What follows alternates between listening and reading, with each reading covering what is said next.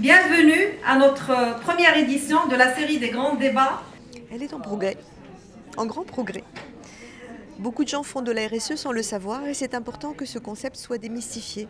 Faire de la RSE, c'est d'abord remplir des obligations légales de base. Et ça, c'est très important que toutes les entreprises marocaines se mettent en conformité avec la loi. Sur la loi du travail, sur la liberté syndicale, sur la discrimination, sur la sécurité juridique, sur plein de sujets comme ça. Et ensuite, il y a des niveaux supplémentaires qui doivent être atteints et qui sont faits au fur et à mesure. Mais on est en bonne voie, je pense. La responsabilité sociale est un concept qui s'est installé progressivement au Maroc, avec de premières expressions en 2005 à l'occasion des intégrales de l'investissement, puis en 2006 avec l'adoption du label de responsabilité sociale de la CGM.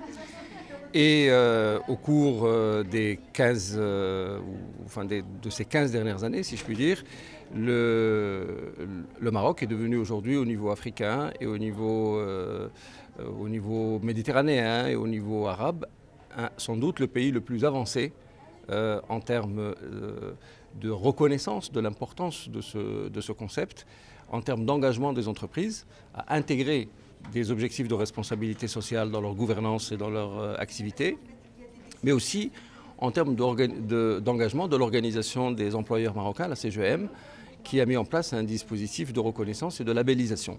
Il y a aujourd'hui 92 entreprises marocaines qui sont labellisées, reconnues pour la tangibilité de leurs engagements de responsabilité sociale et environnementale. Le label RSE est un label exigeant, le label RSE de la CGEM. Il est exigeant, il exige effectivement une structuration.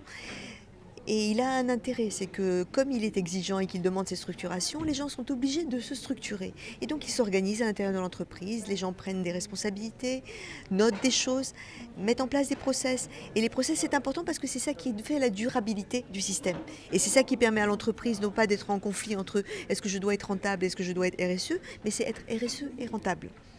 Le nombre d'entreprises labellisées aujourd'hui, 94. Le référentiel de responsabilité sociale a apporté aux membres de la CGM une vision claire, complète, précise de ce que signifient les exigences de responsabilité sociale.